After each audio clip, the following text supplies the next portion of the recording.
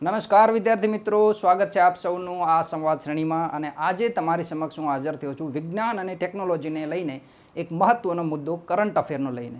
અને આ અગાઉ પણ વિજ્ઞાન અને ટેકનોલોજીના કરંટના મુદ્દા જીપીએસસીએ ખૂબ પૂછ્યા છે. તો આજનો મુદ્દો શું છે અને એને કયા કયા વિષયમાં જોડી શકાય, મુખ્ય પરીક્ષામાં એને કઈ રીતે ઉપયોગમાં લઈ શકાય, એ તમામ ડિટેલ ઉપર આપણે આજે ચર્ચા કરવાના છીએ.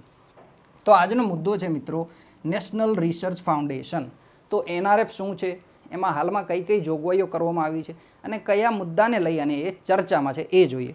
તો નેશનલ રિસર્ચ ફાઉન્ડેશન બિલ છે મિત્રો, એ તાજેતરમાં સંસદના બંને ગૃહે પારિત કર્યું છે. અને આ ઘટના છે મિત્રો ઓગસ્ટ 2023. તો ઓગસ્ટ 23ની આ ઘટના છે અને લોકસભાએ અને રાજ્યસભાએ આ બિલને પારિત કરેલું છે. તો ઓગસ્ટ 2023માં અને મંત્રાલય, ખાસ યાદ રાખવાનું છે આપણે, વિજ્ઞાન અને ટેકનોલોજી મંત્રાલય. તો હવે આપણને સવાલ એ થાય કે સાહેબ મોન્સૂન સત્રમાં તો 25 જેટલા બિલ પાસ થયા છે. જે મોન્સૂનનું સત્ર છે સંસદનું 2023નું, એમાં લગભગ 25 જેટલા બિલ પારિત થયા. તો આપણે આ 25 બિલ ભણવાના છે? ના, 25 બિલ બિલકુલ નથી ભણવાના.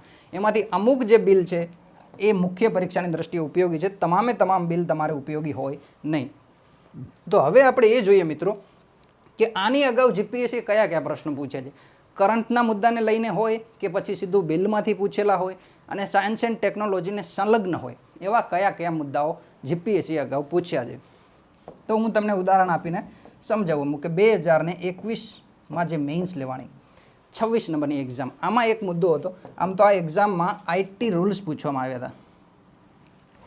IT rules. તો આ એક્ઝામમાં મિત્રો પૂછ્યા છે આઈટી રૂલ્સનું મહત્વ, કે આઈટી રૂલ્સ કઈ હદે મહત્વના છે, મૂલ્યાંકન કરો. આ સવાલ પૂછેલો છે કરંટ અફેરથી, સીધો સાયન્સ એન્ડ ટેકનોલોજીનો સવાલ હતો. એ સમયે ઘણા બધા ચર્ચામાં હતા આઈટી રૂલ્સ. આના અગાઉ બીજા કયા પ્રશ્નો પૂછ્યા છે? તો એક યોજના પણ પૂછેલી છે મિત્રો આની અગાઉ, અને એ યોજનાનું નામ છે ક્રિએટિવ ઇન્ડિયા અને innovative India. Creative India, innovative India, આ પ્રકારની એક યોજના ગવર્મેન્ટ સરકારે લાગુ કરેલી હતી. તો આ યોજના સીધી મુખ્ય પરીક્ષામાં પૂછવામાં આવી કે આની મદદથી ભારતમાં કયા લાભો થશે. અને આની અગાઉ બીજા કોઈ પ્રશ્નો પૂછ્યા છે તો એની ઉપર થોડી નજર નાખીએ મિત્રો. તો એની અગાઉના પણ પ્રશ્નો અમુક એવા પૂછેલા છે જેમાં તમારી વિવરણાત્મક સમજ શક્તિ હોવી જોઈએ. તો એમાં પૂછેલું એવું છે મિત્રો કે ભારતમાં આઈઆઈટી અને આઈઆઈએમ, આના જેવી સંસ્થાઓ કે જે ઉચ્ચ શિક્ષણ આપે છે, ઉચ્ચ શિક્ષામાં કાર્ય કરે છે, અને ઉચ્ચ શિક્ષામાં કાર્ય કરતી આ લગભગ ખ્યાતનામ સંસ્થાઓ છે, આવો સવાલ પૂછ્યો. તો એ સંસ્થાઓ ભારતનો સર્વાંગી વિકાસ થાય અને ઉચ્ચ નેતૃત્વ મળે, આ બંને ઉદ્દેશ્યો પૂરા પડે એવા કાર્યો કરવામાં સફળ રહી છે આ આઈઆઈટી અને આઈઆઈએમ. તો આનું પણ તમારે વિવરણ કરવાનું હતું. સમજ શક્તિ તમારી હોવી જોઈએ કે આઈઆઈટી અને આઈઆઈએમ કઈ રીતે કામ કરે છે, એમાં કયા ભારતને લાભ થાય છે. તો આ પ્રકારના જે સવાલો છે મિત્રો એ અગાઉ પણ જીપીએસસીએ પૂછેલા છે. આ ઉપરાંત સાયન્સ એન્ડ ટેકનોલોજીના અમુક કરંટના મુદ્દા જોઈએ તો પીઆઈની એક્ઝામમાં પૂછેલું છે કે ખેડૂતોની આવક બમણી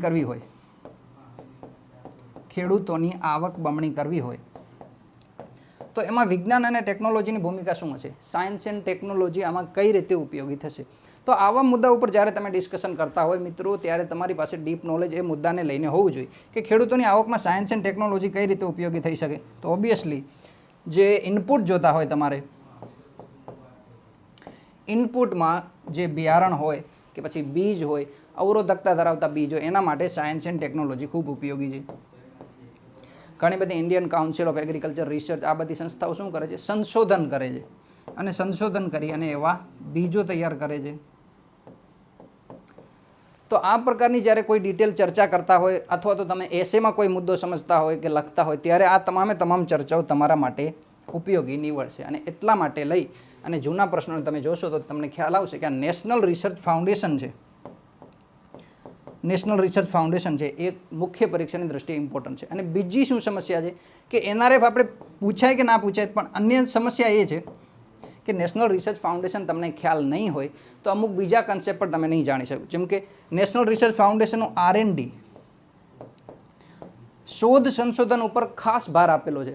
તો તમને ભારતની હાલમાં શોધ અને સંશોધનની શું સ્થિતિ છે, વિશ્વ સ્તરે શું સ્થિતિ છે, ભારતે આમાં સુધારો કરવો હોય તો સુધારો કરવા માટે કેવા કેવા પગલાં ઉઠાવવા જોઈએ. જ્યારે તમે કોઈ મુખ્ય પરીક્ષાનો પ્રશ્ન લખતા હોય તો તમે લખશો આગળની રાહ અથવા તો સુધાર. તમારા સૂચનો આપશો કે આવું આવું કાર્ય કરવાથી આમાં બેનિફિટ થશે. તો આ પ્રકારના તમે સૂચનો આપતા હશો કોઈ પણ પ્રશ્નના જવાબમાં, તો તમારી પાસે ઓબ્વિયસલી આ પ્રકારનું નોલેજ હોવું જોઈએ કે રિસર્ચ એન્ડ ડેવલપમેન્ટ ભારતે સુધારવું હોય અથવા તો આમાં ભારતે આગળ પડતું સ્થાન મેળવવું હોય તો કેવા કામ કરવાની જરૂર છે. તો આ મુદ્દાઓનો પણ વિસ્તાર અભ્યાસ તમને આ મુદ્દામાં અથવા તો નેશનલ રિસર્ચ ફાઉન્ડેશનમાં જોવા મળશે. અહીં આપણે માત્ર મંત્રાલય યાદ રાખશું અને સંસદમાંથી હમણાં પારિત થયેલો છે એ પણ યાદ રાખશું. આગળ જોઈએ તો નેશનલ રિસર્ચ ફાઉન્ડેશનમાં કઈ કઈ જોગવાઈઓ છે એ જોઈ લઈએ. તો પહેલાં તો આનું ગુજરાતી જોઈ લો તમે. નેશનલ રિસર્ચ ફાઉન્ડેશનનું રાષ્ટ્રીય અનુસંધાન ફેડરેશન, એટલે મુખ્ય પરીક્ષામાં આવું દેખાય તો ચોંકવાનું નથી કે આ કયું જનાવર છે, કે રાષ્ટ્રીય અનુસંધાન ફેડરેશન. આનું જ શોર્ટ ફોર્મ છે NRF, નેશનલ રિસર્ચ ફાઉન્ડેશન. એની સ્થાપના કરશે. હવે નેશનલ રિસર્ચ ફાઉન્ડેશન છે શું? તો આ એક પ્રકારનું સંસ્થા છે. સંસ્થા છે, ગવર્નિંગ બોર્ડ છે એવું તમે સમજી શકો. અને એમાં ઘણા બધા જે સભ્યો હશે અને કેટલાક અધ્યક્ષો, ઉપાધ્યક્ષ, આ પ્રકારની સંરચના નેશનલ રિસર્ચ ફાઉન્ડેશન માટે તૈયાર કરવામાં આવી છે. એનો ઉદ્દેશ્ય શું છે? સૌથી મહત્વનો છે કોઈ પણ ઘટનાનો ઉદ્દેશ. કોઈ કામ કરતા હોય, પરીક્ષાની તૈયારી કરવા માટે કોઈ સબ્જેક્ટ ડિસાઇડ કરતા હોય તો એનો ઉદ્દેશ્ય સૌથી ઇમ્પોર્ટન્સ હોય કે શા માટે આની જરૂર છે. તો આનો ઉદ્દેશ્ય મિત્રો ઘણો બધો ઇમ્પોર્ટન્ટ છે કે હાલમાં જે વિશ્વવિદ્યાલયો છે, કોલેજ છે, રિસર્ચ એન્ડ ડેવલપમેન્ટ સંસ્થાઓ છે, ઇન્ક્યુબેટર્સ છે, આ બધામાં નવાચારની સંસ્કૃતિ કઈ રીતે ટૂંકમાં ઉત્સર્જિત કરવી અથવા તો વધારવી, નવાચારની સંસ્કૃતિનું કઈ રીતે આમાં પ્રમાણ વધારવું, આ પ્રકારના પ્રયાસો કરશે. ઇન્ક્યુબેટર શું છે? લેબોરેટરી છે એક પ્રકારની, જ્યાં તમને અલગ અલગ સાધનો જોતા હોય તો ભાડે મળે. જેમ કે તમારે કોઈ ટેલિસ્કોપ કે આ પ્રકારનું કોઈ શોધ સંશોધન કરતા હોય અવકાશને લઈ, અને તમારે બધા ઇક્વિપમેન્ટ ખરીદવાની જરૂર નથી. તમે ઇન્ક્યુબેટર્સમાં જાઓ ત્યાંથી તમને ભાડે મળશે, એનો ઉપયોગ કરીને પરત કરવાના છે. તો આ પ્રકારના ઇન્ક્યુબેટર્સ છે, વિશ્વવિદ્યાલયો છે, પ્રયોગશાળાઓ છે. આમાં શું કરવાનું છે? નવાચારની પ્રવૃત્તિ વધારવાની છે કે નવા નવા ઇનોવેશન થાય એવા પ્રયાસો કરવાના છે. અને બીજું, ખાનગી ભાગીદારી વધારવાની છે. તો હાલમાં જે ભારત સામે મોટામાં મોટી સમસ્યા છે એ રિસર્ચ એન્ડ ડેવલપમેન્ટમાં એ છે કે રિસર્ચ એન્ડ ડેવલપમેન્ટની આખી જવાબદારી લગભગ સરકાર ઉપર છે. તો સરકાર કોઈ પણ નવાચાર કરે, સરકારી સંસ્થાઓ છે એ શોધ સંસાધનો કરે તો એના પછી લાભ આખા દેશમાં મળે. અને સમસ્યાઓ શું છે કે 100 રૂપિયા અગર રિસર્ચ એન્ડ ડેવલપમેન્ટમાં 100 રૂપિયા વપરાય છે તો આ 100 રૂપિયામાંથી સરકાર વાપરશે 2/3 અને ખાનગી ક્ષેત્ર માત્ર વાપરશે 1/3. આ રેશિયો ભારતમાં જળવાયેલો છે. વિદેશોમાં આનાથી ઉલટું છે કે જે સરકાર છે એ માત્ર 1/3 ખર્ચો કરે છે, જ્યારે ખાનગી ક્ષેત્ર 2/3 કરે છે. તમે અમેરિકા જેવા દેશો જોતા હશો તો અમેરિકા જેવા દેશોમાં તમે સ્પેસ ક્ષેત્રમાં જોશો તો નાસા જ્યારે કોઈ રોકેટ લોન્ચ કરવાનો હોય, નાસા ત્યાંની સ્પેસ એજન્સી છે, કેન્દ્રીય સ્પેસ એજન્સી, તો નાસાનો કોઈ પ્રોજેક્ટ હોય અને એને લોન્ચ કરવાનો હોય તો એની પાસે પ્રક્ષેપણ યાન તૈયાર કરવાની જરૂર નથી. આ પ્રક્ષેપણ યાન એમને SpaceX નામની કંપની પ્રોવાઈડ કરશે. અને SpaceX શું છે? SpaceX એક ખાનગી ફર્મ છે. આ ખાનગી ફર્મના માલિક તમે જાણતા હશો એલોન મસ્ક છે. Alone Musk. તો આખો જે ખર્ચો છે અહીંયા નાસાનો, એ નાસાનું શોધ સંશોધન ઉપર કાર્ય જે છે એ કેન્દ્રિત હશે કે ઉપગ્રહ કયો છે, ક્યાં બનાવવાનો છે, કયા કયા દેશોના ઉપગ્રહો બનાવવાના છે. તમામ કેન્દ્ર જે ધ્યાન છે નાસાનું એ કેન્દ્રિત ક્યાં હશે? સંશોધનમાં. સંશોધનમાં એમનું ધ્યાન કેન્દ્રિત હશે. બાકીની બધી ચિંતાઓ છે કે કયા કયા પ્રક્ષેપણ યાનો જોશે, ક્યાં લોન્ચ કરવાનું છે, કઈ સાઇટ ઉપરથી લોન્ચ કરવાનું છે, આ તમામ કાર્ય કોણ સંભાળશે? SpaceX. તો ત્યાં એક ખાનગી ફર્મ એટલું મજબૂત છે કે સરકારી ક્ષેત્રો પણ એનો લાભ મેળવે છે. જ્યારે ભારતમાં ઉલટું છે. ભારતમાં ઈસરોએ જો કોઈ તૈયારી કરવાની હશે તો તમામ તૈયારી ઈસરોએ જાતે કરવાની રહેશે. તમામ તૈયારી એટલે કે પ્રક્ષેપણ યાન પણ જાતે જ બનાવવાના છે. પ્રક્ષેપણ યાન એટલે તમે હમણાં જોયું હશે કે GSLV, PSLV, આ બધા જે પ્રક્ષેપણ યાનો છે આ તમામ ઈસરોએ જાતે જ બનાવવાના છે. ઉપગ્રહો પણ જાતે જ બનાવવાનું છે. લોન્ચિંગ પણ જાતે જ કરવાનું છે. તમામ રિસર્ચ સંશોધનો કોણે કરવાના છે? ઈસરોએ કરવાના છે. આમાં ખાનગી ભાગીદારી કોઈ નહીં હોય. ટાટા, અંબાણી કે બિરલા જેવા લોકો છે એ ઈસરોને કોઈ મદદ કરશે નહીં. તો આ પ્રકારની જે સંસ્કૃતિ છે ભારતમાં, એની જગ્યાએ હવે એવું કરવાનું છે કે ખાનગી ફર્મો પણ એમાં ભાગ લે. હવે તમે જાણતા હશો ધીરે ધીરે જે છે એ ભારતમાં પણ અગ્નિકુલ જેવા સ્ટાર્ટઅપ્સ એક ક્ષેત્રમાં કામ કરી રહ્યા છે. આ અગ્નિકુલ જેવા સ્ટાર્ટઅપ શું કરે છે તો એ પ્રક્ષેપણ યાન બનાવશે હવે જીએસએલવી પીએસએલવી એવા બધા. તો ધીરે ધીરે જે ઈસરોની જવાબદારી ઓછી થાય અને ઈસરોનું આખું સંશોધન કાર્ય છે એ મજબૂતાઈથી થઈ શકે એટલા માટે કોઈ પણ દેશોમાં ખાનગી ભાગીદારી સૌથી જરૂરી હોય છે. અને યુરોપિયન દેશોમાં એ પ્રમાણ અત્યારે 80:20 આવું પ્રમાણ જળવાયેલું છે કે ખાનગી ક્ષેત્રો છે એ રિસર્ચ અને સંશોધનમાં લગભગ 80% જવાબદારી સંભાળે છે અને સરકારના ભાગે માત્ર 20%. જ્યારે ભારતમાં નથી, ઉલટું છે. ભારત 2/3 છે એ સરકાર જવાબદારી સંભાળશે અને 1/3 માત્ર ખાનગી જે લોકો છે એ જવાબદારી સંભાળશે. આગળ જોઈએ તો આ બિલ પારિત કરવાથી શું થયું છે તો સૌથી મોટો ફરક તો એ ફરક પડ્યો છે કે નેશનલ રિસર્ચ ફાઉન્ડેશને એક જૂની સંસ્થાનું સ્થાન લીધું છે અથવા તો જૂના બોર્ડનું સ્થાન લીધું છે. આ SERB science and engineering research board. તો આ જૂનું એક બોર્ડ હતું. હવે આ જૂનું બોર્ડ એમને નથી બનાવેલું, આનો એક કાનૂન પારિત કરાવીને બનાવેલું હતું અને કાનૂન પારિત કરાવીને બનાવેલું છે તો ઓબ્વિયસલી આ એક વૈધાનિક સંસ્થા હતી. કયો કાનૂન પારિત કરાયો તો કાનૂનનું નામ હતું SERB એક્ટ 2008. આ ડિટેલ એટલા માટે લખાવું છું કે પ્રિલિમમાં તમને ગમે ત્યાં પૂછી શકે, ફસાવી શકાય. તો આ 2008 છે, એ કાનૂન પારિત થયો તો 2009માં, પણ કાનૂન બન્યો તો 2008માં. અને આ કાનૂનના આધારે આ સાયન્સ એન્ડ એન્જિનિયરિંગ રિસર્ચ બોર્ડની સંસ્થા થઈ હતી. તો આ જે બોર્ડ છે એ બોર્ડ હાલ સુધીમાં આ બધું કામ કરતું, જે કામ હવે નેશનલ રિસર્ચ ફાઉન્ડેશન કરવાનું છે ભવિષ્યમાં. તો જે શોધ સંસ્થાનો છે અથવા તો જે સરકારી સંસ્થાઓ છે, વિશ્વવિદ્યાલયો છે, એમને ફંડ પૂરું પાડવાનું, કોણ કયા કાર્ય કરે છે, આ તમામ જવાબદારી અત્યાર સુધી કોની હતી તો સાયન્સ એન્ડ એન્જિનિયરિંગ રિસર્ચ બોર્ડની હતી. હવે એ તમામ જવાબદારીઓ બદલાઈ રહી છે અને એ સંભાળશે હવે નેશનલ રિસર્ચ ફાઉન્ડેશન. તો આ વૈધાનિક એક સંસ્થા છે. તમને અગાઉ પણ કીધું છે કે વૈધાનિક કોને કહેવાય, સંવૈધાનિક કોને કહેવાય અથવા તો કાર્યકારી સંસ્થા કોને કહેવાય. એ ત્રણ વચ્ચેનો તમારે ભેદભાવ અથવા તો તફાવત છે એ યોગ્ય રીતે યાદ રાખવાનું રહેશે. તો આ સાયન્સ એન્ડ એન્જિનિયરિંગ રિસર્ચ બોર્ડની જગ્યાએ નેશનલ રિસર્ચ ફાઉન્ડેશન હવે જગ્યા લેવાનું છે. હવે અત્યારની સમસ્યા શું છે? પહેલાં એ જોયું કે નેશનલ રિસર્ચ ફાઉન્ડેશનની જરૂર શા માટે પડી? જ્યારે already science and engineering research board હતું તમારી પાસે કે જે શોધ સંસાધનો કરતું, અલગ અલગ સંસ્થાઓ છે કોર્ડિનેટર કરતું, આ તમામ જવાબદારીઓ એની પાસે ઓલરેડી હતી. તો આ નવા બોર્ડની જરૂર શું પડી કે તમે નેશનલ રિસર્ચ ફાઉન્ડેશન લઈને આવ્યા? તો એના કારણો કંઈક આ પ્રમાણે છે. સૌથી મોટી સમસ્યા છે રિસર્ચ ઇન સિલોસ, એટલે કે સંસ્થાઓ અલગ અલગ રીતે કામ કરતી. મતલબ કે કોઈ એક્સ નામની સંસ્થા છે એ ધારો કે કોઈ એટોમિક રિસર્ચ કરે છે, એટમ ઉપર અલગ અલગ કાર્ય કરે છે અને ધારો કે આ ખાનગી સંસ્થા છે. બીજી વાય નામની એક સરકારી સંસ્થા છે. તો વાય નામની સંસ્થા છે એ પણ એટમ ઉપર જ કામ કરે છે, એટોમિક રિસર્ચ કરે છે કોઈ. તો હવે સમસ્યા શું થશે?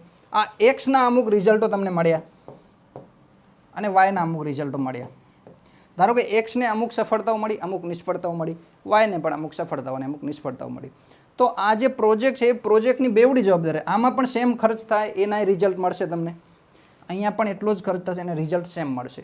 અને આની નિષ્ફળતાઓ આને નહીં ખ્યાલ હોય, આની સફળતાઓ આને નહીં ખ્યાલ હોય. જો આ બંને ભેગા મળીને કામ કરે તો ઓબ્વિયસલી આના રિઝલ્ટ અને આના રિઝલ્ટ મેળવી અને એક સારા પરિણામો, એક સારું શોધ સંશોધન થઈ શકે.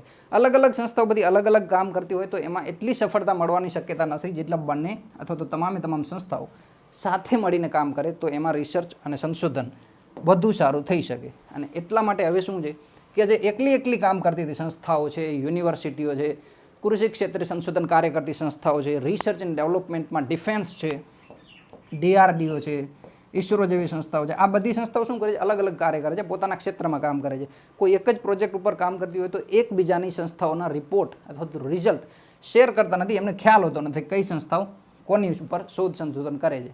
તો એકલા કામ કરવાને બદલે હવે એવું થશે કે નેશનલ રિસર્ચ ફાઉન્ડેશન એક એવો ઢાંચો તૈયાર કરશે, રણનીતિક ઢાંચો તૈયાર કરશે કે આખા દેશની જે સંસ્થાઓ છે એ શોધ સંસાધનોમાં કયા પ્રોજેક્ટ ચાલે છે, એ પ્રોજેક્ટના રિઝલ્ટ શું મળ્યા, અથવા તો કોઈ એમાંથી કોઈ એક સંસ્થાએ સારું કામ કર્યું છે તો એ સંસ્થાનું જે મોડેલ છે આખા દેશમાં ફેરવવામાં આવે કે જો આમણે આ રીતે કામ કરે છે તો એમને આમાં સફળતા મળી છે, તો અન્ય લોકો છે એમાંથી શીખી શકે. આ પ્રકારનો એક રણનીતિક ઢાંચો અથવા તો કહી શકો કે સમન્વય કરવાનો પ્રયાસ છે એ નેશનલ રિસર્ચ ફાઉન્ડેશનમાં કરવામાં આવ્યો છે.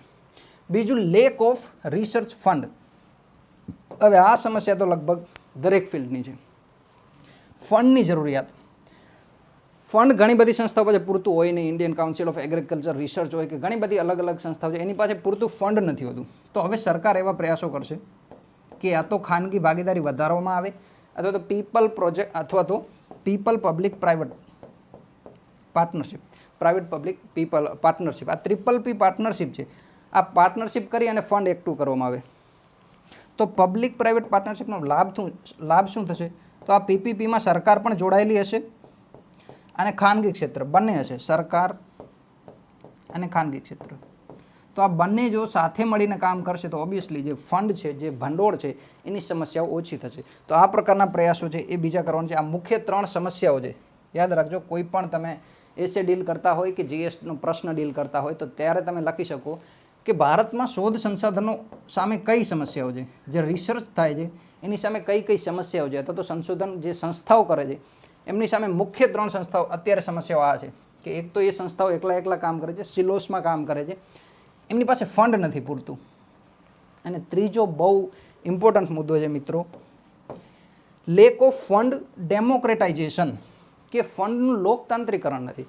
ફંડ તો છે, ઘણી સંસ્થાઓ પાસે પૂરતું ફંડ છે, પણ એનું વિતરણ ડેમોક્રેટાઇઝેશન એટલે કે લોકતાંત્રિક રીતે કરવામાં નથી આવતું. હવે તમે યાદ કરો એ પ્રશ્ન જે મેં શરૂઆતમાં કીધો હતો કે આઈઆઈટી અને આઈઆઈએમ આના જેવી ખ્યાતનામ સંસ્થાઓ ભારતમાં છે કે જે ઉચ્ચ શિક્ષણ સંસ્થાનમાં કાર્ય કરે છે, અને આ સંસ્થાઓ છે એ તમને નેતૃત્વ, શિક્ષણ સંસ્થાનોમાં નેતૃત્વ પૂરું પાડવામાં કેટલી હદે સફળ થયેલી છે, અથવા તો સમોવેશી વિકાસ. આ સમોવેશી વિકાસ છે, આ શબ્દ તમારે અહીંથી પકડવાનો છે કે સમોવેશી, તમામને લાભ મળતો હોય એવો વિકાસ કરવામાં આ સંસ્થાઓ કઈ હદે સફળ થયેલી છે. તો આ પ્રશ્ન ભલે 2017માં પૂછાયેલો છે, પણ રિલેવન્ટ આજે છે, અને આજથી 10 વર્ષ પછી હશે કે આઈઆઈટી આઈઆઈએમ જેવી સંસ્થાઓ જે કામ કરે છે એમાં સમોવેશી વિકાસ કેટલો જોવા મળે છે, અને નેતૃત્વ પૂરું પાડવા માટે એ જરૂરી સફળ થયેલી છે કે નહીં. આ પ્રશ્નને ડીલ કરવો હોય તો ઓબ્વિયસલી તમને આ વસ્તુ ખ્યાલ હોવી જોઈએ, જે હવે ચર્ચા કરવાની છે. આ શબ્દો સમજો તમે. ફંડ ડેમોક્રેટાઇઝેશન તમે સાંભળ્યું છે કે લોકતાંત્રિક દેશો, આ તો શબ્દ તમે સાંભળ્યો હશે. લોકતંત્રથી હવે તમે બધા સારી રીતે પરિચિત હશો. અને લોકતંત્ર છે તો લોકતાંત્રિક સંસ્થાઓ, આ શબ્દ સાંભળેલો હશે. પણ તમે એવું સાંભળ્યું કે લોકતાંત્રિક ફંડ અથવા તો ભંડોળ, આ શબ્દ છે અહીંયા, આનો મતલબ શું થાય? ભંડોળમાં લોકતંત્ર ઉમેરવાનું છે એવું કંઈ છે? ના, એવું કંઈ નથી. મતલબ એ છે કે જે ફંડ હોય તમારી પાસે 100 રૂપિયા, તો 100 રૂપિયાનું વિતરણ એ રીતે કરો કે એના જે લાભાર્થી છે અથવા તો જે હિતધારકો છે, જેમને એની સાથે કોઈ સંબંધ છે, એ તમામને લાભ સરખી રીતે મળે. આ મુદ્દો છે. તો એની ઉપર આપણે એક રિસર્ચ જોવા જઈ રહ્યા છીએ કે આમાં કેમ અત્યારે કઈ રીતે સમસ્યાઓ છે. તો અત્યારનું જે ભંડોળ છે ને મિત્રો, કયું ભંડોળની વાત થાય છે અહીંયા? તો સંશોધન કરવા માટે જે આપવામાં આવે, રિસર્ચ કરવા માટે જે ભંડોળ આપવામાં આવે છે એની વાત અહીંયા થાય છે. બજેટની વાત નથી કરતા આપણે. તો આમાં સમસ્યાઓ એવી છે કે ધારો કે આમાંથી 100 રૂપિયા છે તમારી પાસે, તો આ 100 રૂપિયામાંથી 65 રૂપિયા 65% ભંડોળ કોને આપી દેવામાં આવશે? આઈઆઈટી ને આઈઆઈએમ, સોરી આઈઆઈટીને જ. માત્ર ને માત્ર આઈઆઈટીને 65% ફંડ તો ખાલી આમને જ આપવાનું છે, અને બાકીનું 35% રહ્યું એમાંથી માત્ર ને માત્ર 11% જ ફંડ. આ 11% ફંડ કોને આપવાનો છે? તો આ 11% ફંડ આપવાનું છે રાજ્યમાં જે વિશ્વવિદ્યાલયો કામ કરે છે, યુનિવર્સિટીઓ કામ કરે છે, જે શોધ સંસાધન સંસ્થાઓ કામ કરે છે, એ બધાને આ ફંડોળ આપવાનું છે. કેટલું? 11%. હવે તમે સમજો અહીંયા સમસ્યા શું છે. આ 65% ભંડોળ તમે આઈઆઈટીને આપી દીધું. આખા દેશમાં જે આઈઆઈટી છે એની સંખ્યા કેટલી છે? માત્ર 23. તો ઓબ્વિયસલી આ જે સંસ્થાઓમાં પણ છે, આઈઆઈટીમાં ભણેલા જે છોકરાઓ છે, એમાં શોધ સંશોધનોની જે વૃત્તિ હશે એ આમાં નહીં હોય, જે રાજ્યોમાં ભણેલા 11% હશે. અને આખા સંસ્થાને રેપ્રેઝેન્ટ અહીંયા માત્ર ને માત્ર કેટલી સંસ્થાઓ કરશે? 23. જ્યારે રાજ્ય યુનિવર્સિટીઓ તમે ગણવા જશો તો 28 રાજ્યો અને 8 યુટીમાં કેટલી યુનિવર્સિટીઓ હશે એ તમે ગણી શકો. અને એ તમામ વચ્ચે જે ફંડ આપવામાં આવે છે એ માત્ર ને માત્ર 11% ફંડ છે. તો અહીંયા કોઈ તમને લોકતાંત્રિકરણ ના જોવા મળ્યું, સમોવેશિતા કે સમાનતા ક્યાંય ના જોવા મળી. જ્યારે માત્ર 23 આઈઆઈટીને જ તમે 65% ભંડોળ આપો છો, અને આખા દેશની જે રાજ્ય વિશ્વવિદ્યાલયો છે એને માત્ર ને માત્ર ભંડોળ કેટલું મળે છે? 11%. તો અહીંયા સમાનતા ના આવી. આ વસ્તુ ક્યાં હતી? સાયન્સ એન્ડ એન્જિનિયરિંગ રિસર્ચ બોર્ડમાં આ વસ્તુ જોવા મળી. તો હવે એ વસ્તુ દૂર કરશે અને તમામ રાજ્યો વિશ્વવિદ્યાલયો છે કે અન્ય ક્ષેત્રોમાં જે શોધ સંશોધન કરતી જે સંસ્થાઓ છે એમને પણ પૂરતું ભંડોળ આપવામાં આવશે અને શું કરવામાં આવશે? ફંડનું લોકતાંત્રિકરણ કરવામાં આવશે. એક સમાનતા લઈ આવવાનો પ્રયાસ કરશે. કોણ કરશે? National research foundation. તો આઈ હોપ કે હવે તમને આ મુદ્દો ક્લિયર થતો દેખાણો હશે, ઓપન થતો દેખાણો હશે કે નેશનલ રિસર્ચ ફાઉન્ડેશનની નીડ શું છે, જરૂરિયાત શું છે. જો મિત્રો હવે 2011થી તમે સાંભળતી હશે કે 2011માં જર્મનીએ એવું જાહેર કર્યું અથવા તો એવો વર્ડ આપ્યો કે ફોર્થ ઇન્ડસ્ટ્રીયલ રેવોલ્યુશન, ચોથી ઔદ્યોગિક ક્રાંતિમાં હવે દુનિયા પ્રવેશ કરી ચૂકી છે. આવી શરૂઆત અથવા તો આવી જાહેરાત કોણે કરી? જર્મનીએ. ક્યારે કરી? 2011માં. તો 2011માં જો જર્મની એવી જાહેરાત કરતું હોય કે વિશ્વ હવે ચોથી ઔદ્યોગિક ક્રાંતિ તરફ આગળ વધી રહ્યું છે, તો ચોથી ઔદ્યોગિક ક્રાંતિ એટલે શું? તો ચોથી ઔદ્યોગિક ક્રાંતિમાં એવા દેશોનો દબદબો હશે, એવા દેશોનું પ્રભુત્વ હશે કે જે નવી ટેકનોલોજી, નવાચાર, રિસર્ચ અને સંશોધન ઉપર ખૂબ કામ કરતા હશે. તમામ નવી ટેકનોલોજીઓ કે આવનારા શોધ સંસાધનોના જે સાધનો હશે એ તમામ આ દેશો પાસે હશે. તો અગેન એ દેશોમાં એવા જ દેશો રાજ કરશે કે જેમની પાસે ફોર્થ ઇન્ડસ્ટ્રીયલ રિવોલ્યુશનના મજબૂત ઢાંચો હશે, આધારભૂત ઢાંચો પૂરો પાડવામાં આવશે. તો આના માટે ભારતે પણ અત્યારથી શું કરવું પડશે? નવાચારની જે સંસ્કૃતિ છે એ ભારતમાં લાવવી પડશે. અને રિસર્ચ એન્ડ ડેવલપમેન્ટ ઉપર જો ભારત અત્યારથી કામ કરશે તો આવનારા સમયમાં ઓબ્વિયસલી ભારતની ઇકોનોમી અને ભારતનું જે રાજનૈતિક એંગલ છે અથવા તો આંતરરાષ્ટ્રીય છે ભારતની જે ભૂમિકા છે એમાં મજબૂતાઈ આવશે. એવો પ્રયાસ કોણ કરવાનું છે? National research foundation. હવે જોઈએ કે નેશનલ રિસર્ચ ફાઉન્ડેશનનું વહીવટીય માળખું શું છે. વહીવટીય માળખાનો મતલબ એ છે કે એમાં કોણ લોકો કામ કરશે. જેમ કે આપણે સંસદ સમજીએ તો એમાં લોકસભા હશે, રાજ્યસભા હશે, રાષ્ટ્રપતિ હશે, રાજ્ય વિધાન મંડળ સમજીએ તો એમાં કોણ હશે આપણને ખ્યાલ હોય. પંચાયત સ્તરે કોણ હોય એ તમામમાં શું હોય? સભ્યો હોય, અધ્યક્ષ હોય, એની અંડર કોણ કામ કરશે. આ તમામ બાબતો અગાઉથી નક્કી કરેલી હોય. તો એને આપણે શું કહીશું? વહીવટીય માળખું કહેવાય કે એનો વહીવટ કયા બોર્ડ સંભાળશે, કોણ અધ્યક્ષ હશે, એ તમામ બાબતો. તો નેશનલ રિસર્ચ જે બોર્ડ છે એમાં પણ એ પ્રકારનું વહીવટીય માળખું છે. અને આ વહીવટીય માળખું તમે સમજશો અને એમાંના જે સભ્યો છે એ સમજ્યા પછી તમને ખ્યાલ આવશે કે ખરેખર નેશનલ રિસર્ચ ફાઉન્ડેશન પાસે સત્તાઓ કયા લેવલની હશે અને આ નેશનલ રિસર્ચ ફાઉન્ડેશનની કાર્યક્ષમતા કેટલી મજબૂત હશે, એમના આદેશ માનવાની ચોકસાઈ કેટલી મજબૂત હશે. તમે ગવર્નિંગ બોર્ડ જસ્ટ જુઓ કે આમાં કયા સભ્યો છે. તો આના અધ્યક્ષ છે એક્સ ઓફિશિયો. આ એક્સ ઓફિશિયો શબ્દથી આઈ હોપ કે તમે અજાણ તો નહીં હોય. એક્સ ઓફિશિયો કોણ છે? એક્સ ઓફિશિયો એટલે કે ગુજરાતીમાં કરીએ તો હોદ્દાની રૂએ. હોદ્દાની રૂએ કોણ સભ્ય હશે? તો આના એક્સ ઓફિશિયો જે સભ્ય છે, આના અધ્યક્ષ છે એ ખુદ પ્રધાનમંત્રી છે. દેશના પ્રધાનમંત્રી આના અધ્યક્ષ હશે. હવે આ મુદ્દા પરથી તમને ખબર પડી જવી જોઈએ કે નેશનલ રિસર્ચ ફાઉન્ડેશનનું ઇમ્પોર્ટન્સ કેટલું હશે, આના આદેશો કેટલા લોકો ઉપર સમાવેશી રીતે લાગુ થશે, દેશભરમાં જે આદેશો આપવામાં આવશે એ કઈ હદે માનવા માટે બાધ્યકારિતા હશે. આ તમને ખ્યાલ આવી જોઈએ કે જેના અધ્યક્ષ પ્રધાનમંત્રી હોય ઓબ્વિયસલી બોર્ડ પાસે સત્તાઓ મોટા પ્રમાણમાં રહેલી હશે. અને હા, તમારા એક્સ ઓફિશિયો જે શબ્દ છે આના આધારે એક પ્રશ્નનો જવાબ પણ લખવાનો છે કમેન્ટ બોક્સમાં કે ભારતની રાજ્યસભાના એક્સ ઓફિશિયો અધ્યક્ષ કોણ છે. આ પ્રશ્નનો જવાબ તમારે કમેન્ટ બોક્સમાં લખવાનો છે.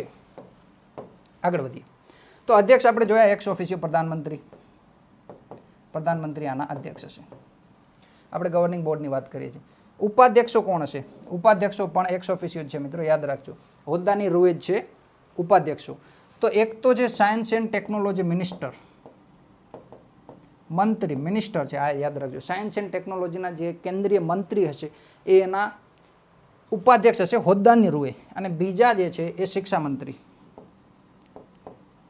હવે તમને ખ્યાલ આવશે કે નેશનલ રિસર્ચ ફાઉન્ડેશનની શક્તિઓ કઈ હદ સુધી વિસ્તારિત હશે. તો આ સાયન્સ એન્ડ ટેકનોલોજી મંત્રાલય છે. આખું મંત્રાલય કોના માટે જવાબદાર છે? ભંડોળ અને નવાચારની તમામ જે પ્રક્રિયાઓ કરવામાં આવે છે, ટેકનોલોજીઓ માટે પ્રયાસો કરવામાં આવે છે, આ તમામ માટે જવાબદાર કોણ હશે?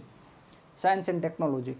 અને શિક્ષા મંત્રાલય, તો ઓબ્વિયસલી શિક્ષા મંત્રાલયનું પણ મહત્વની ભૂમિકા હશે. આ બંને મંત્રીઓ છે એ ઉપાધ્યક્ષ છે, પ્રધાનમંત્રી એના અધ્યક્ષ છે. આટલી શક્તિઓ રહેલી છે નેશનલ રિસર્ચ ફાઉન્ડેશનમાં. અને બીજું,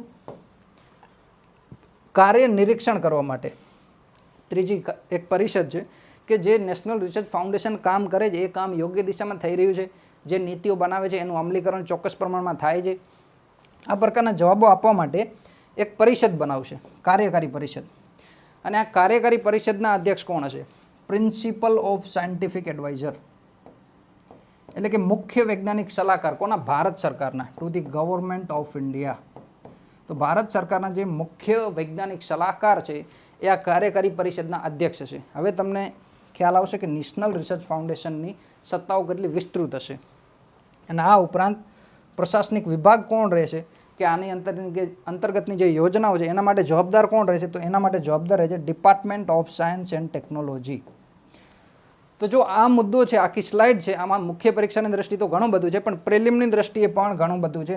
સીધો નેશનલ રિસર્ચ ફાઉન્ડેશનનો એક વહીવટીય માળખાનો 3-4 વિધાનોનો પ્રિલિમ પ્રશ્ન તમને પૂછી શકાય. અને આ 5 મુદ્દાઓ હોય. ગવર્નિંગ બોર્ડના અધ્યક્ષ કોણ હશે? ઉપાધ્યક્ષ કોણ હશે? આ ઉપરાંત કાર્ય નિરીક્ષણ માટેની કાર્યકારી પરિષદના અધ્યક્ષ કોણ હશે? કયો વિભાગ આના માટે જવાબદાર હશે? આ તમામ પ્રશ્નો તમને આવડવા જોઈએ, પ્રિલિમમાં પૂછાય તો પણ. અને મુખ્ય પરીક્ષાની દ્રષ્ટિએ તો ઓબ્વિયસલી એ ઇમ્પોર્ટન્ટ છે. હવે જોઈએ કે ભંડોળ કેટલું પૂરું પાડવાનું છે. આ નેશનલ રિસર્ચ ફાઉન્ડેશન જે બિલ છે ઓલરેડી પારિત કર્યું છે, એની સાથે જ આ ભંડોળની જોગવાઈ પણ કરી છે કે અત્યારથી જ આવનારા 5 વર્ષ માટે 2023 થી 28ના ગાળા માટે, એટલે આ કરંટનો મુદ્દો તો ઓબ્વિયસલી આવનારા 5 વર્ષો સુધી રહેશે જ, 50,000 કરોડ રૂપિયાનું ભંડોળ હાલમાં જ આ સંસ્થાને પૂરું પાડી દેવામાં આવેલું છે. એટલે કે રિસર્ચ અને ડેવલપમેન્ટ માટે હાલથી જ કાર્યકારીઓ અથવા તો જે કાર્યવાહીઓ છે એ આ NRF ચાલુ કરશે. હવે કેટલાક મહત્વના મુદ્દા જોઈએ કે કાર્ય શું કરવાનું છે નેશનલ રિસર્ચ ફાઉન્ડેશન. આટલા મોટા રાજનૈતિક નેતાઓ એના અધ્યક્ષ ને ઉપાધ્યક્ષ છે, તો એમના કાર્ય શું હશે? તો પહેલાં તો છે NEP, નેશનલ એજ્યુકેશન પોલિસીની જે ભલામણો છે એ ભલામણો લાગુ કરવાની. તો નેશનલ એજ્યુકેશન પોલિસી કોની ઉપર ભાર આપે છે? તો નેશનલ એજ્યુકેશન પોલિસી એક તો વહીવટી સુધાર છે શિક્ષા ક્ષેત્રના, એટલે કે આખું માળખું ફરાવેલું છે, બદલાવેલું છે. બીજું R&D, રિસર્ચ અને ડેવલપમેન્ટ. બીજું મલ્ટી સ્ટ્રીમ, કે તમે અલગ અલગ ક્ષેત્રોમાં જે એજ્યુકેશન છે એ આપી શકો, તો મલ્ટી સ્ટ્રીમ એજ્યુકેશન, આની ઉપર પણ ભાર આપવાનો છે. અને ત્રીજી બાબત છે તાલીમ,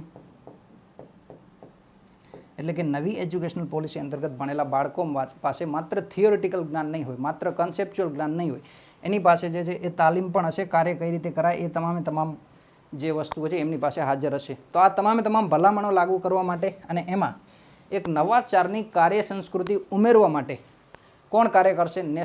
નેશનલ રિસર્ચ ફાઉન્ડેશન. તો પહેલું કામ તો એ કરશે કે જે ન્યૂ એજ્યુકેશનલ પોલિસીમાં નવાચારને લઈને જેટલી બધી જોગવાઈઓ છે અથવા તો અન્ય જોગવાઈઓ છે એ પૂરી કરવાનો પ્રયાસ કોણ કરશે? National research foundation. અને બીજું કીધું રણનીતિક દિશા ઇન ધ સેન્સ કે ભારતીય રિસર્ચ એન્ડ ડેવલપમેન્ટમાં કયા કાર્યો કરવા. આમાં ઘણા બધા બિંદુઓ હોય. રિસર્ચ એન્ડ ડેવલપમેન્ટમાં ઘણા બધા ક્ષેત્રો છે. કૃષિમાં કાર્ય કરવું પહેલાં, રક્ષા ક્ષેત્રમાં કાર્ય કરવું પહેલાં, કે પછી અન્ય જે પણ 4th ઇન્ડસ્ટ્રીયલ રેવોલ્યુશનના જે મુદ્દા છે એની ઉપર કાર્ય કરવું. તો કઈ દિશામાં કાર્ય કરવું એ કોણ હવે નક્કી કરશે? રણનીતિક દિશા કોણ આપશે? નેશનલ રિસર્ચ ફાઉન્ડેશન એ દિશા આપશે મિત્રો. તો રણનીતિક ઢાંચા અંતર્ગત ભારતે કઈ દિશામાં કાર્યો કરવા, રણનીતિક ઢાંચાનો ઇન ધ સેન્સ ભારતે કયા ક્ષેત્રોને પ્રાધાન્યતા આપવી એ કાર્ય કોણ કરશે? National research foundation. R&D આપણે જોઈએ કે કયા ક્ષેત્રોમાં ભારત અત્યારે ભાર આપશે. તો એક તો તમે સાંભળ્યું હશે national super computing mission. National super computing in the sense આવનારા સમયમાં જે સુપર કોમ્પ્યુટર છે એનો ઉપયોગ ખૂબ વિશાળ પ્રમાણમાં થશે. તો ભારતે આ ક્ષેત્રમાં હાલથી જ તૈયારી ચાલુ કરવી પડશે. આ ઉપરાંત semiconductor mission, national semiconductor mission. તો ભારત સેમિકન્ડક્ટર મિશન પાછળ આટલું બધું શા માટે ભાર આપશે? તો ઓબ્વિયસલી જે 4th ઇન્ડસ્ટ્રીયલ રેવોલ્યુશનના જે લેપટોપ, ફોન કે તમે ઇન્ટિગ્રેટેડ સર્કિટ છે, ડિફેન્સ ક્ષેત્રના અલગ અલગ જે ઉપકરણો છે એના માટે તમારી પાસે સેમિકન્ડક્ટર હોવા જોઈએ. આ સેમિકન્ડક્ટર વગર 4th ઇન્ડસ્ટ્રીયલ રેવોલ્યુશનનું એકેય ઉપકરણ કામ નહીં કરે. તો ઓબ્વિયસલી સેમિકન્ડક્ટરની સપ્લાય તો તમારી પાસે હોવી જોઈએ. તો ભારત એની ઉપર પણ હાલથી જ કામ કરશે અને ફેબ લેબ બનાવવા ઉપર કામ કરશે આની ઉપર.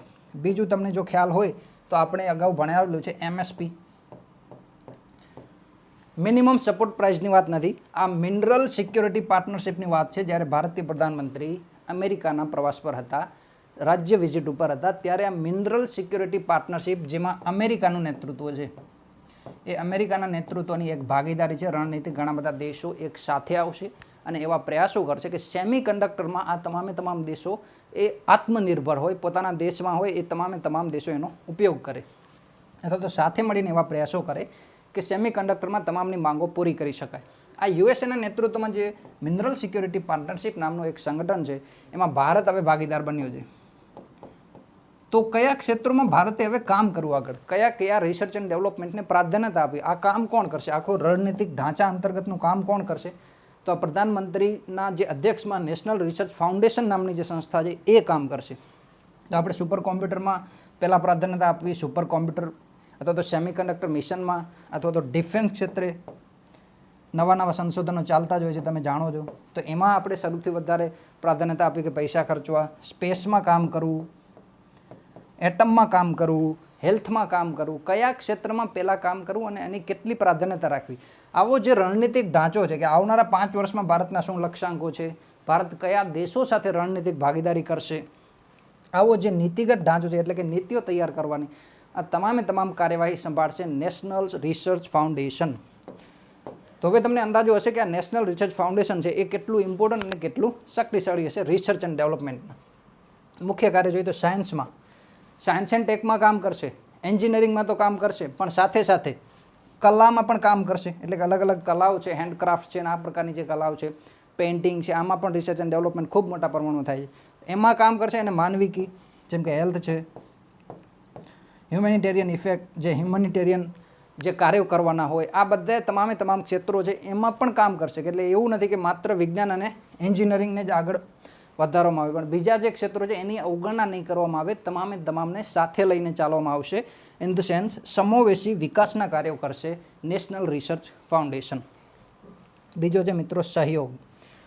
આમ તો આ મુદ્દાનો સૌથી અગત્યનો મુદ્દો હોય તો સહયોગ છે. સહયોગ કોની વચ્ચે એ આપણે જોઈ લઈએ, અને શા માટે સહયોગ જરૂરી છે એ પણ આપણે જોઈ લઈએ. ઓકે, તો સહયોગ કોની વચ્ચે વાત કરી છે આપણે સહયોગની. તો કોની વચ્ચે સહયોગ અને શા માટે સહયોગ? તો આમાં મુખ્યત્વે જે શિક્ષા સંસ્થાઓ છે, એજ્યુકેશન ઇન્સ્ટિટ્યૂટ છે, આમની વચ્ચે. બીજું ઉદ્યોગો વચ્ચે પણ આપણે સહયોગ કરવાનો છે. ત્રીજું સરકારી જે સંસ્થાઓ છે અથવા તો રેગ્યુલેટિંગ સંસ્થાઓ છે કે જે રેગ્યુલેટ કરે છે, વિનિયમન કરે છે. અને ચોથું છે શોધ સંસાધનો, રિસર્ચ એન્ડ ડેવલપમેન્ટ ઉપર જે કામ કરે છે. આ ચાર વચ્ચે આપણે એક સમન્વય કરવાનો છે. શા માટે કરવાનો છે એ જોઈએ. જો શિક્ષા સંસ્થાઓ છે, કોઈ પણ દેશની શિક્ષા સંસ્થાઓમાં કેટલી સારી શિક્ષા આપવામાં આવે છે એના આધારે એમનું માનવ સંસાધન કેટલું મજબૂત હશે ભવિષ્યમાં એ ડિસાઇડ કરી શકાય. જેમ કે આપણે જોઈએ અત્યારે એન્જિનિયરિંગ નામનું એક માનવ સંસાધન, ઘણા લોકોને આંખમાં આંસુડા આવ્યા હશે, પણ ઠીક છે. એન્જિનિયરિંગ એક શોધ સંશોધન અથવા તો એક અધ્યયન તમે માનો. ભારતમાં જેટલા એન્જિનિયરો પેદા થાય છે, આમ તો વિશ્વમાં જેટલા એન્જિનિયરો પેદા થાય છે અથવા તો પાસ આઉટ થાય છે, એવો શબ્દ વધારે સારો રહે છે, પેદા ના થાય, 31.7%. આખી દુનિયામાં જેટલા એન્જિનિયરો પાસ આઉટ થાય છે કોલેજ કરીને, એમાંના 31.7% ભારત એકલું પાસ આઉટ કરાવે છે એની કોલેજો તમારે. પણ તકલીફ શું છે? એન્જિનિયરો છે એનાથી તકલીફ નથી. તકલીફ એ છે કે દરેક 5 પાસ આઉટ થતા એન્જિનિયરોમાંથી માત્ર એક એન્જિનિયર એવો હોય છે કે જેની પાસે જોબ મેળવવા માટે જરૂરી કૌશલ હોય, એન્જિનિયરિંગ કર્યું હોય એણે, માત્ર ને માત્ર અસાઇનમેન્ટ અને વાઇવા ના કર્યા હોય. એવા એન્જિનિયર કેટલા છે? 1 5માંથી. એનો મતલબ શું થયો? આ 5માંથી 1 એટલે જે 80% એન્જિનિયરો છે બાકીના, આ 80% એન્જિનિયરો પાસે એવું કોઈ કૌશલ નથી કે એ એન્જિનિયરિંગ ક્ષેત્રે કંઈ નવા શોધ સંસાધનો કરી શકે. પહેલી સમસ્યા એ છે શિક્ષા સંસ્થાનમાં. બીજી તકલીફ શું છે? ઉદ્યોગો. હવે ઉદ્યોગો અને એન્જિનિયરો બંને સાથે સમસ્યા. તો આ માત્ર ઉદાહરણ છે એન્જિનિયરિંગનું. બીજા પણ ક્ષેત્રોમાં કંઈ ખાસ બહુ ફેરફાર નથી. લગભગ સમસ્યા બધાની સાથે જ છે. આ પ્રમાણે એન્જિનિયરિંગ હોય કે બીજા ફિલ્ડ તમામ હોય, એ તમામની સમસ્યા આ જ છે. ઉદ્યોગોનો પ્રશ્ન એવો છે કે અમને સ્કિલફુલ મેન પાવર નથી અમારી પાસે. સ્કિલફુલ ઇન ધ સેન્સ કે જે કાર્ય કરવા માટે જરૂરી તાલીમ હોવી જોઈએ એવા કારીગરો અમારી પાસે નથી. અને સામે પક્ષે એન્જિનિયરો અથવા તો જે પણ લોકો સ્નાતક થાય છે, કોલેજ પાસ આઉટ છે, એમની સમસ્યા શું છે કે અમારી પાસે રોજગાર નથી. તો સમસ્યા એ નથી કે ભારતમાં રોજગાર નથી.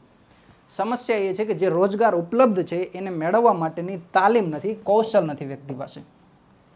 તો ઓબ્વિયસલી જો ઉદ્યોગો અને શિક્ષા સંસ્થાનો વચ્ચે સહયોગ હોય તો ઉદ્યોગોને આધારે શિક્ષા સંસ્થાનોને અગાઉથી ખબર હોય કે હાલમાં જે ઉદ્યોગ છે એમાં કઈ ટેકનોલોજી વપરાય છે, કયા પ્રકારના કૌશલની જરૂર પડે છે, અને એ પ્રકારનું કૌશલ છે એ શિક્ષણ સંસ્થાનોમાં જ આપવામાં આવે. 4 વર્ષનું તમે એન્જિનિયરિંગ કરો તો એ 4 વર્ષોમાં તમને આ કૌશલ આપવામાં આવે કે તમે જેથી કરીને બહાર જાઓ ત્યારે તમારી પાસે જે રોજગાર હોય એ તમને મેળવી શકો, આ પ્રકારનું કૌશલ.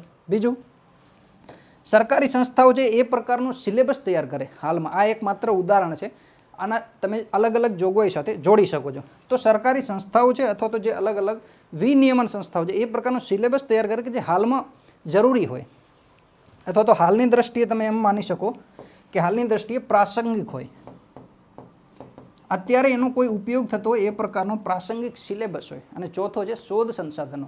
શોધ સંસાધનો અને વિદ્યાર્થીઓ વચ્ચે સીધો કોઈ કોન્ટેક્ટ હોય અથવા તો બંને વચ્ચે એ પ્રકારનો કોઈ પ્રોજેક્ટમાં ભાગીદારી હોય.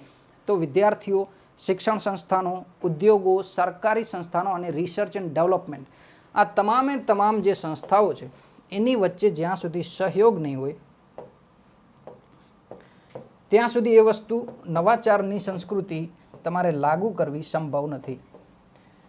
એટલે આપણે જે હાલમાં બહુ લોકો કહે છે કે ડેમોગ્રાફિક ડિવિડન્ડ, ભારત પાસે વસ્તી વિષયક લાભાંશ છે. ભારત પાસે વસ્તી દુનિયાની 18% છે અને એ વસ્તી કેવી છે? યુવા વસ્તી છે. ભારતની લગભગ સરેરાશ વય તમે 28 વર્ષ ગણી શકો. 28 વર્ષનો એક યુવાન દેશ છે. પણ આ ડેમોગ્રાફિક ડિવિડન્ડ છે એ ત્યાં સુધી કોઈ રીતે લાભદાયક નથી જ્યાં સુધી જરૂરી કૌશલ નથી અને જ્યાં સુધી જરૂરી તાલીમ નહીં હોય, ટ્રેનિંગ નહીં હોય લોકો પાસે. તો આ ડેમોગ્રાફિક ડિવિડન્ડ નથી, આ ડેમોગ્રાફિક ડિઝાસ્ટર છે, આ સમસ્યા છે, એમ તમે સમજી શકો. તો હવે આ જે ચોથો મુદ્દો છે મિત્રો એ સહયોગ છે. એટલે હવે તમે સમજો તો આ સમાધાનો પણ તમે ગણી શકો કે ભારતમાં રિસર્ચ એન્ડ ડેવલપમેન્ટ જરૂરી પ્રમાણમાં નથી તો કયા કાર્યો કરવા જોઈએ કે જેથી કરીને રિસર્ચ એન્ડ ડેવલપમેન્ટની સંસ્કૃતિમાં સુધાર આવે, તો આટલા કાર્યો કરવા જોઈએ. આ સીધો જવાબ છે. તમે જ્યારે નિષ્કર્ષ લખતા હોય કે તમારા સૂઝવો અથવા તો તમારી ભલામણો લખતા હોય કે સૂચનો કરતા હોય કે કેવા પ્રયાસો કરવાથી સુધાર આવશે, તો આ સૂચનોમાં આ મુદ્દા તમે એડ કરી શકો. આ જે મુખ્ય પરીક્ષાનો સીધો આન્સર તમે આના ઉપરથી લખી શકો. આગળ વધીએ મિત્રો. ઓકે, મુખ્ય ક્ષેત્રો છે મિત્રો આના 10. આ જસ્ટ તમારે ફેક્ટ યાદ રાખવાનું છે કે 10 જેટલા ક્ષેત્રો ઉપર કામ કરશે NRF, નેશનલ રિસર્ચ ફાઉન્ડેશન. અને આ 10 ક્ષેત્રોમાં એવા કોઈ ક્ષેત્રો નહીં હોય કે ખાલી ને ખાલી ટેકનિકલ જ હોય. તો આમાં સાયન્સ હશે, ઓબ્વિયસલી સાયન્સ હશે, એન્જિનિયરિંગ હશે, મેથ્સ છે અને સાથે સાથે એન્વાયરમેન્ટ પણ છે, હેલ્થ છે, બીજું એન્ટરપ્રિન્યોરશિપ છે, એટલે લોકો માત્ર જોબ માંગે નહીં, નવી જોબ તૈયાર કરે. આ ઉપરાંત ઇનોવેશન છે. તો આવા જે ક્ષેત્રો છે, આવા 10 જેટલા ક્ષેત્રો છે એ નેશનલ રિસર્ચ ફાઉન્ડેશને એમાં ઉમેર્યા છે કે આ ક્ષેત્રોમાં અમે આવનારા દિવસોમાં કામ કરવા જઈ રહ્યા છીએ. અને એ ક્ષેત્રો તમામે તમામ કેવા છે મિત્રો કે ભારતની ઇકોનોમી માટે પણ જરૂરી છે. આગળ જોઈએ, વર્તમાન R&D ખર્ચ. હવે તમને ડેટા મળશે કે આ નેશનલ રિસર્ચ ફાઉન્ડેશનની જરૂરિયાત શા માટે હતી. તો સૌથી પહેલાં જોઈએ નીતિ આયોગનો એક રિપોર્ટ. નીતિ આયોગ એમ કહે છે મિત્રો કે India is in the bottom of the country. એવા દેશોમાં સૌથી નીચે છે ભારત. કેવા દેશોમાં? કે જે દેશો રિસર્ચ એન્ડ ડેવલપમેન્ટમાં કામ કરતા હોય અથવા તો વધારે ખર્ચ કરતા હોય GDPના પ્રમાણમાં. તો જે રિસર્ચમાં, શોધ સંસાધનોમાં ખર્ચ કરતા દેશોની જો યાદી બનાવી આપણે તો ભારત એમાં સૌથી તળિયે આવશે, સૌથી નીચે આવશે, બોટમમાં આવશે. આવું નિવેદન મેં નથી આપ્યું, નીતિ આયોગે આપ્યું છે. અને GDPના 0.7%, 1 રૂપિયો નહીં. ભારતની GDP જો 100 રૂપિયા હોય તો ભારત એમાંથી 70 પૈસા ખર્ચ છે, 1 રૂપિયો નહીં. આ પ્રમાણ છે ભારતનું રિસર્ચ એન્ડ ડેવલપમેન્ટમાં ખર્ચ કરવાનું. અને બીજી એક શોધ સંસાધન જોઈએ. આ રિસર્ચ એન્ડ ડેવલપમેન્ટની વાત પછી કરી, એના પહેલાંનું એક ડેવલપમેન્ટ જોઈ લે. ભારતની જે કુલ સંસ્થાઓ છે અને આ કુલ સંસ્થાઓમાં કોણ છે? ઉચ્ચ શિક્ષણ સંસ્થાનો પણ છે અને શોધ સંસાધનો, રિસર્ચ ડેવલપમેન્ટ ક્ષેત્રે જે કામ કરતી સંસ્થાઓ છે એ બંને ભેગી કરો તમે અને આખા દેશમાં જેટલી સંસ્થાઓ છે એ સંસ્થાઓમાંથી IIT અને IIM ઇન્વોલ્વ કરીને પણ માત્ર ને માત્ર 1% જેટલી સંસ્થાઓ, એ 1% જેટલી સંસ્થાઓ રિસર્ચ એન્ડ ડેવલપમેન્ટમાં કામ કરે છે. તો હવે તમે સમજી શકો કે બાકીની જે 99% સંસ્થાઓ છે એ 99% સંસ્થાઓમાંથી જે વિદ્યાર્થીઓ પાસ આઉટ થશે એ યા તો સરકારી નોકરીની તૈયારી કરશે અથવા તો કોઈ બીજા કામ કરશે. આ પ્રકારની સમસ્યાઓ છે કે આ 99% જે વિદ્યાર્થીઓ છે એના માટે કામ કરવા માટે છે નેશનલ રિસર્ચ ફાઉન્ડેશન, અને એટલા માટે આ કામ કરવાનો શરૂઆત કરવામાં આવે છે. હવે નીતિ આયોગનો આપણે રિપોર્ટ જોઈએ કે નીતિ આયોગે જે રિપોર્ટ આપ્યો છે એ નીતિ આયોગના રિપોર્ટનો મતલબ શું થાય એ મતલબ આપણે થોડોક જોઈએ. તો ભારતે તમે જોયું કે 0.7% જીડીપીના 0.7% જેટલું આપણે ખર્ચ કરશું, અને જો ભારતની જીડીપીની દ્રષ્ટિએ તમે જુઓ ને તો આ રકમ થશે લગભગ $65 બિલિયન જેટલી. $65 બિલિયન. આટલી રકમ ભારત ક્યાં વાપરશે? Research and ડેવલપમેન્ટમાં. હવે તમે બીજા જુઓ, ચીનની શરૂઆત કરીએ આપણે. તો ચીન એની જીડીપીના 2.14% જેટલી રકમ તમે વાપરશે રિસર્ચ એન્ડ ડેવલપમેન્ટમાં. જો આ કમ્પેરિઝન હું એટલા માટે કરું છું કે જ્યારે તમે મુદ્દા લખતા હશો તો તમારું કોમ્પ્રિહેન્સિવ લખાણ દેખાય કે ભારતની સ્થિતિ આ છે, તો આંતરરાષ્ટ્રીય સ્તરે જે અલગ અલગ દેશો છે એ શું કામ કરે છે, એમની સ્થિતિ કેવી છે. તો ચીન છે એ 2.4%. તમને એમ લાગે કે સાહેબ બરોબર તો છે આ 0.4% ભારત કરે છે, આ 2% કરે છે, કંઈ ઘણો ફરક નથી, 1%નો ફરક છે. પણ આ 2.14% એ ચીનની જીડીપીના છે, અને ચીનની જીડીપી છે ભારતથી લગભગ 5-6 ગણી. તો આ 2.14% તમે કાઢશો ને ચીનની જીડીપીના તો એ $470 બિલિયન આવશે. આટલો ખર્ચ ચીન કરે છે રિસર્ચ એન્ડ ડેવલપમેન્ટમાં, અને ભારત ખર્ચ કરે છે આટલો. ચલો આ તો થઈ ભારત. તમે કદાચ એવું લાગે કે ભારતની સમસ્યા એટલે છે કે ભારત પાસે પબ્લિક વધારે છે. ચીન થોડું ઘણું તમે વિકાસશીલ ગણી શકો ભારતની સ્તરે ઉપર. અન્ય દેશો જોઈએ, યુએસએ, અમેરિકા લગભગ 3%ની આસપાસ. આ તમામ એવું લાગશે કે આ વિકસિત દેશો છે. તો વિશ્વના તમામ દેશોને આપણે સરેરાશ જોઈ લઈએ કે આખી દુનિયાના જે દેશો છે એ દુનિયાના જે દેશો છે એની સરેરાશ કાઢો તો કેટલી આવે છે? તો એ સરેરાશ આવે છે મિત્રો જીડીપીની 1.8% જેટલી. ભારત એના 3જા ભાગ જેટલું કામ કરે છે એમાં. અને તમને જાણીને નવાઈ લાગશે મિત્રો કે ઇઝરાયલ જેવો દેશ લગભગ જીડીપીના 5% જેટલો, આખા ₹100માંથી ₹5 તો એ જસ્ટ રિસર્ચ એન્ડ ડેવલપમેન્ટમાં વાપરે છે. અને એ જ કારણ છે કે જ્યારે તમે કોઈ નવી ટેકનોલોજીના નામ સાંભળતા હશો, કૃષિ ક્ષેત્ર હોય, ડિફેન્સ ક્ષેત્ર હોય, રિસર્ચ એન્ડ ડેવલપમેન્ટમાં બીજા કોઈ પણ ક્ષેત્ર હોય, ઇઝરાયલનું નામ હંમેશા આગળ આવશે. ભારત ખુદ બરાક નામની એક મિસાઇલ બનાવે છે ઇઝરાયલના સહયોગથી. આ ઉપરાંત ડ્રીપ ઇરિગેશન છે, સ્પ્રિંકલર સિસ્ટમ છે. તમે જો કોઈ નામ સાંભળ્યું હોય તો એક ડોમ કરીને, આયરન ડોમ કરીને એક ટેકનોલોજી હતી. આ આયરન ડોમની જે ટેકનોલોજી હતી મિસાઇલને રોકવા માટે, જે મિસાઇલ હોય એ મિસાઇલને દેશમાં આવતી રોકવા માટે, બેલેસ્ટિક મિસાઇલને રોકવા માટેની ટેકનોલોજી હતી. આ ખૂબ ચર્ચામાં હતી જે તે સમયે, 2020ની વાત છે. તો આ નવી ટેકનોલોજીઓ તમામ ઇઝરાયલ પાસે ક્યાંથી આવે છે? તો ઓબ્વિયસલી ઇઝરાયલ છે એ રિસર્ચ એન્ડ ડેવલપમેન્ટ ઉપર ખૂબ વધારે ખર્ચ કરે છે, અને ભારત એટલો ખર્ચ કરવા માટે સક્ષમ નથી. બીજું, આપણે શા માટે એવું કરવું જોઈએ કે રિસર્ચ એન્ડ ડેવલપમેન્ટમાં જ વધારે કામ કરવું જોઈએ? તો આપણી ફરજ પણ છે. અનુચ્છેદ જે છે 51A જ છે બંધારણનો ભાગ, તમે જોશો તો 4A, અને એમાં જે છે આ આર્ટિકલ છે 51A, એમાં લખેલું છે કે વૈજ્ઞાનિક માનસ અથવા તો વૈજ્ઞાનિક માનસ વૃત્તિ, આ પ્રકારની જે થિંકિંગ છે એ તમારે ડેવલપ કરવાની છે. એ પ્રકારની ફરજ બંધારણે નાગરિકોને આપી છે આ અનુચ્છેદ પ્રમાણે, 51A પ્રમાણે, કે દેશમાં છે એ નવાચારની સંસ્કૃતિ હોવી જોઈએ, વિચારધારા હોવી જોઈએ નાગરિકોમાં. બીજું, ગ્લોબલ ઇનોવેશન ઇન્ડેક્સ જોઈએ મિત્રો, તો આમાં ભારતનો ક્રમ જો કે સુધારમાં છે.